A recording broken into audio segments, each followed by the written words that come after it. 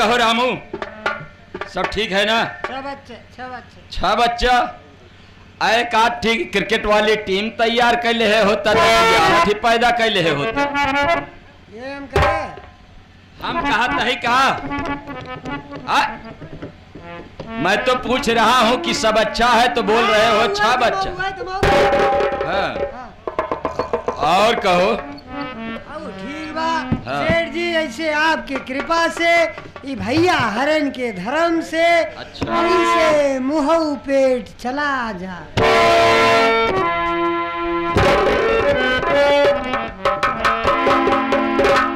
रामू ये बता, तुम्हें इतनी तकलीफ थी और तुम मुझसे तनिक भी नहीं बताया। कौन तकलीफ बा? अरे तेरा मुंह पेट चल रहा था। मुंह पेट तो इसी डायरिया या कॉलरा वाली बीमारी में चलता है यार। क्या भैया बाबू हरे जफरपुर वाले, ये बतावा हमारे कॉलरा बाबा, हमारे डायरिया बाबा? अरे तेरे बताने के अनुसार तो हमें ऐसा ही लगता है कि तुम्हारे कॉलरा हो गया है। कॉलरा नहीं तो कादा है जा बाबा। तो बात क्या है? अरे हमार कहे मतलब मुँह पेट चलाता, मुँह से खाता ही मुँह चला जा, पेटे में जाता है पेटो काम चला जा। ऐसी बात है। मैं तो घबरा गया यार कि तेरे कॉलरा हो गया, तू मुझसे तनिक नहीं बताया, नहीं तो मैं तेरा इलाज करा देता रास्ते में। रामू तू बहुत लपेट कर बोलता है। देख रामू, तू जानता है कि मैं कौन हूँ, कहाँ का रहने वाला हूँ, क्या नाम है, क्या काम है। लेकिन सबसे पहले ये बता कि मेरा जो रोजगार है इस चंदनपुर में वो अच्छी तरह से चल रहा है या नहीं? दुकान में घाटा हो रहा है या इजाफा? का भाव है? अगर घाटा होए हमें तनख्वाह कहाँ से मिले, खर्चा कहाँ से चले, ये तो तू अच्छी तरह से जानता है। अच्छा ये बता, वो जो 2 बोरी धनिया आई थी बिक गई या नहीं? सेठ जी 2 बोरी करता है। फिर से उसका लिस्ट भेज दे माल के। अच्छा लॉकडाउन लगा ना तो हमारे लोग को चांस मिला, अगर ऐसे ज्यादा नहीं साल भर लागत रहेंगे हम लोग राजा हो जाएगी। वाह भाई वाह, इसका मतलब फायदा ज्यादा हुआ। अरे हम कहते हैं जो रुपया का गुटका रहा 5 रुपये का गुटका बिका। वाह भाई। और लवान में कितना इजाफा हुआ? लवान में काफी हुई। सुपारी में सब चीजें तो रेल की बढ़ाई दे, हमका माल 60 लॉकडाउन लगा माला नहीं आवता, एक कदू चाप के लेता कसना है। इसका मतलब तेज भाव में भी बेच रहा है तू। वाह भाई, बहुत होशियार है तू। तुम्हारे जैसे नौकर की जरूरत भी है। ऐसे सरकार चाहबे करे। हाँ अच्छा तो छोड़ सारी बातें यहीं पर, मेरा परिचय बता दे भाई लोगों से, उसके बाद आगे जो होगा देखो। क्या बात है? अगर आप ना आए होते तो हम कुल परिचय बता दी। अच्छा कि आपका कितना बड़ा बार क्या कारोबार का नाम पहले लिया कर, धंधा बिजनेस आप कितना मशहूर है। अच्छा कुल बता दी। लेकिन जब आप आए सेठ जी हमरे बताए, क्योंकि विश्वास न पड़े तक आप बताए दे अपने मुखारबिन से ज्यादा बढ़िया। और वो तेरा भाई जो है पौनुमा कहाँ गया? ए पौनुमा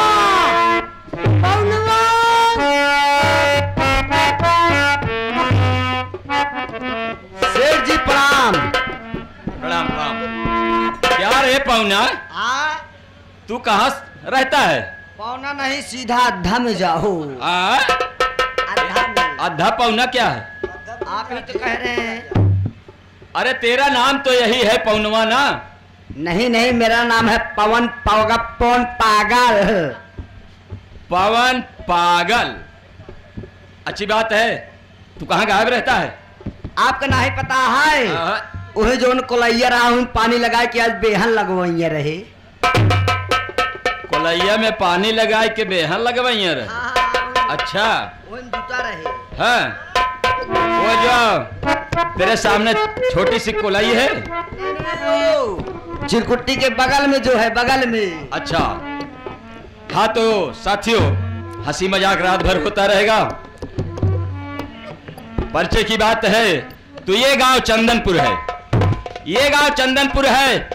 मैं यहाँ का रहने वाला हूँ। मेरा नाम राजपाल गुप्ता है और हमारे घर में कुल 3 प्राणी हैं। मैं हूँ, मेरी श्रीमती जी है जिनका नाम दुर्गा है, और हमारी एक छोटी बहन है जिसका नाम मंजू है। बड़े सौभाग्य और खुशी की बात यह है कि हमारी शादी श्रीमती दुर्गा के साथ जो हो गई, क्योंकि मैं बहुत गरीब घराने का लड़का था और दुर्गा जो है वो एक बड़े बाप की बेटी थी। मेरी शादी हो जाने के कुछ दिन के बाद मेरे माता पिता का देहांत हो गया। मेरे माता पिता के मर जाने के बाद मेरे ससुर जी ने ये सोचा कि ये बच्चे यहाँ पर क्या करेंगे, क्या खाएंगे, क्या पिएंगे। यही सब कुछ सोच करके मेरे ससुर जी ने अपने यहाँ बुला लिया। तब से मैं चंदनपुर में निवास कर रहा हूँ और रहते रहते कुछ दिन जब बीता तो मेरे ससुर जी को एक बीमारी आ गई और वो बीमारी हालत में चलने लगे, इलाज होता रहा। जब उन्होंने यह समझा कि अब मेरा अंतिम समय आ चुका है तो पवन उन्होंने क्या किया जानते हो? इस चंदनपुर में जितनी जायदाद थी उनकी, जितनी दुकान थी, जितनी फैक्ट्रियां थी, सब कुछ अपनी इकलौती बेटी दुर्गा के नाम लिखकर वो भी भगवान को प्यारे हो गए। हाँ, अब दुर्गा इस चंदनपुर की मालकिन बन गई। जब से वो इस चंदनपुर की मालकिन बन गई है तब से वो अपने धन के घमंड में इतना चूर रहती है, इतना चूर रहती है कि किसी को अपने सामने कुछ समझती नहीं। और पवन तुम जानते हो कि वो देखने में बड़ी अच्छी है, बड़ी भोली है, लेकिन एक बात गड़बड़ है कि गुस्सा उसकी नाक पर रहता है। जरा सी बात गड़बड़ हुई तो उसकी नाक टेढ़ी हो गई तो फिर सीधी होना मुश्किल है। अगर कोई बात कहा उसने, अगर कोई नहीं माना तो फिर लात ये औरत पेड़ या अगर कहीं औरत पेड़, हाँ, अगर कहीं मिली है तो कहीं मिली न माना ना है जाल लफे। नहीं तो पवन बात गड़बड़ हो गई। और यहाँ तक वो मुझे प्यार बहुत करती हैं। हाँ, लेकिन अगर मैं उनका कहा ना मानूं तो बात गड़बड़ हो जाएगी। भैया हमरे सेठाइन इनका इतना माया थीन जैसे बिलार चूहा का माया। क्या रे पवन, बिल्ली कहीं चूहे पर दया करती है? अरे बिल्ली पाई नहीं कि उसको ऐंठ दी, पलट गया। हाँ, तो अब उनके हुक्म का पालन करना मेरा कर्तव्य है। आज उनका आदेश यह हुआ कि कंपनी का कुछ माल था, मैं उसे शहर में ले जाऊं, व्यापारियों को दे करके वहां से पैसा वसूल करके लाऊं। अच्छा, तो मैं तैयार तो हो गया पवन, लेकिन एक बात है यार, अगर मैं अपनी बहन मंजू से बिना बताए चला जाता हूं तो मेरी बहन मंजू जो है वो यही सोचेगी कि भैया मुझसे बिना बताए पता नहीं कहां चले गए। तो मेरा विचार यह है कि जाते जाते अपनी बहन को बताता जाऊं और उससे मिलता भी जाऊं। तो पवन ऐसा कर, देख, अगर मेरी बहन मंजू कॉलेज से वापस आ गई हो तो जा उसे मेरे पास ला। बिट्टी कॉलेज से आई गई हो, अब ओकर टाइम हो जा, टेंशन ले गई हो। क्या लेने गई है? टेंशन। वो मारूंगा ना, थोबड़ा बिगड़ जाएगा। Tuition, coaching. हाँ, कहा जाइए इतनी देर कहता है इस टेली फूंक दे है तो 2-4 पंडित फूंक दे और क्यों को फूंक दे, यही से लगाई देते ही। टेलीफोन लगाई दे। हाँ, लगाई, लगा दे। 99 36 तमाम 032 डबल 888 88 डबल 888 88। अच्छा हाँ। जिस नंबर पे आप बात करना चाहते हो वो भैया कब्रिस्तान के बाहर टहल रहा है। रास्ता नहीं तो भाई मारब रसूलाबाद पहुंच जाबे। कृपया कृपया 8-9 महीने बाद डायल करें। मामा कौन जल्दी हमको मार दे। राजस्थान में चला गया है। 8-9 महीने बाद तू फोन फिर से लगाऊ ब्या तो हम कब बात करब कब जाब अपने काम पर। आइडिया लगाई दे क्या? अबले हचक के लगाए। अरे हचक के लगाऊ ब्या, आइडिया से लगाऊ ब्या तो एयरटेल से लगाओ। हाँ एयरटेल से लगा के तो भाई जल्दी लग जाए। 95-59-00-23-25।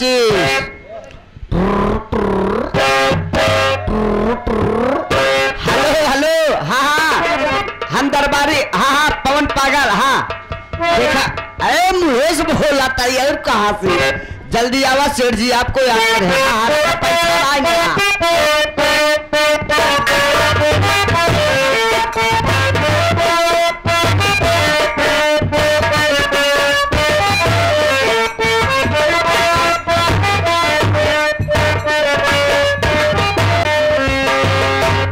बड़े भैया चरणों में छोटी बहन मंजू का प्रणाम।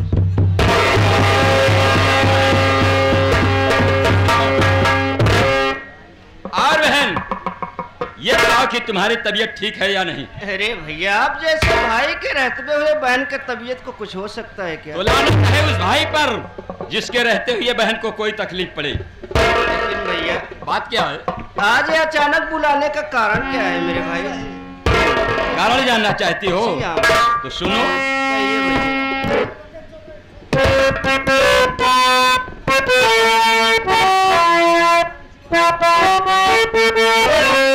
सुनो। अरे मंजू मेरी बहन सा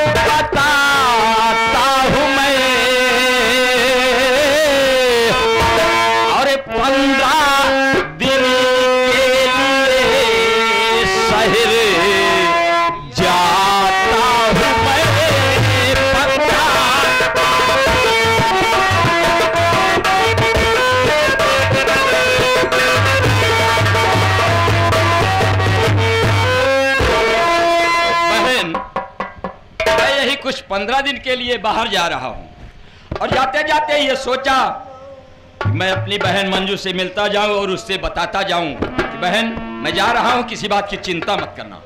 लेकिन भैया मैं भैया कुछ नहीं। क्या कहना चाहती हो बोलो। सुनिए भैया।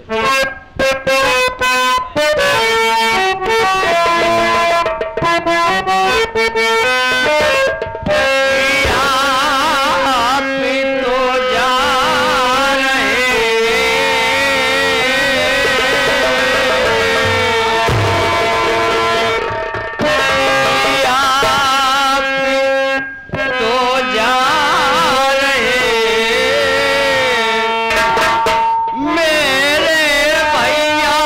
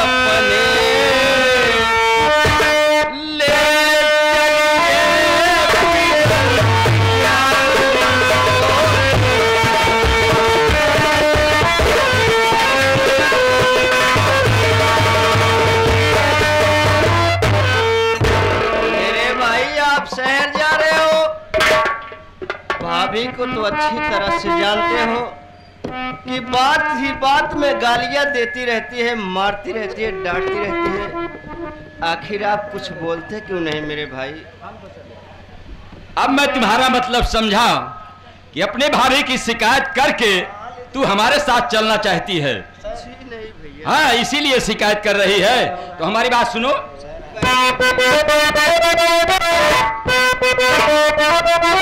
माल देने जा रहा व्यापारियों के हाथ है, मैं कहाँ लेकर फिरूंगा तुमको अपने साथ है। अरे अपनी मजबूरियां साथ, अपनी मजबूरियां साथ बताता हूँ मैं।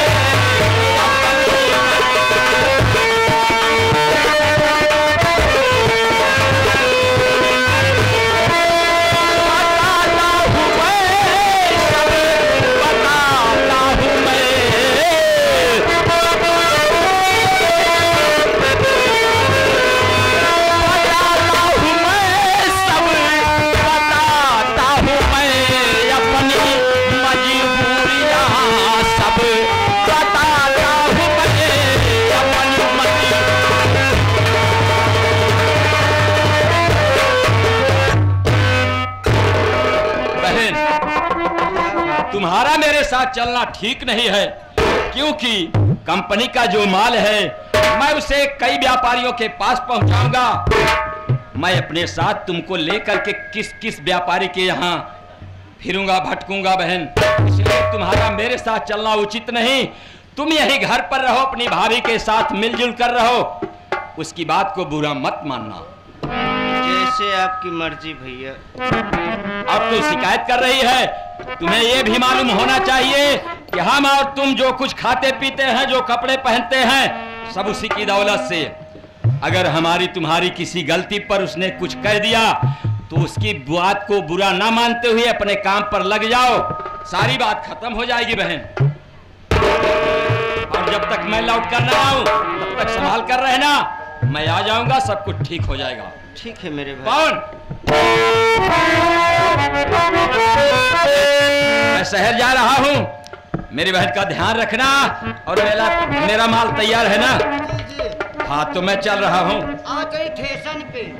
क्या? ठेसन। क्या है ठेसन? जहाँ रेलवा आए। स्टेशन कहते हैं उसे। हमेशा गड़बड़ बोल रहा है तू।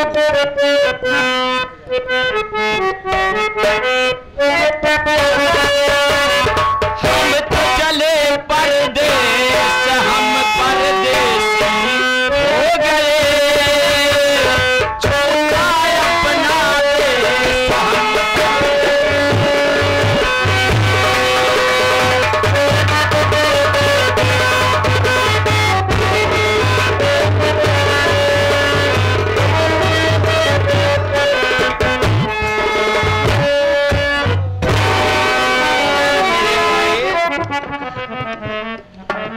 देखा ना बड़े भैया को? देखे तो भैया गए। भाभी हर वक्त मुझे भी गालियां देती रहती है और मेरे भैया को भी डांटती रहती है, मारती रहती है, गालियां देती रहती है। लेकिन मेरे भैया जरा सा भाभी के बात पर कुछ गौर ही नहीं करते, कुछ बोलते ही नहीं। क्या करबो, इस सब जैसे है वैसे करा भैया। देखा जब तक नहीं तब तक के कुछ बोले के नहीं गा।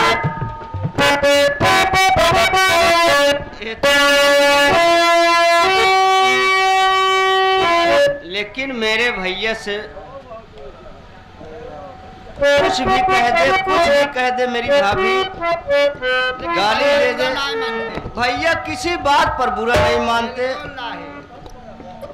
ना ही उसे बोलते हैं, न डांटते हैं, बल्कि वही डांटती मारती रहती है। हर वक्त सुनते रहते हैं उसकी बात। चला ऐसा है, देखा इस सब हो जात रहे। आवा तनी के हंस बोल ले तरीका खड़े जाए बिटिया।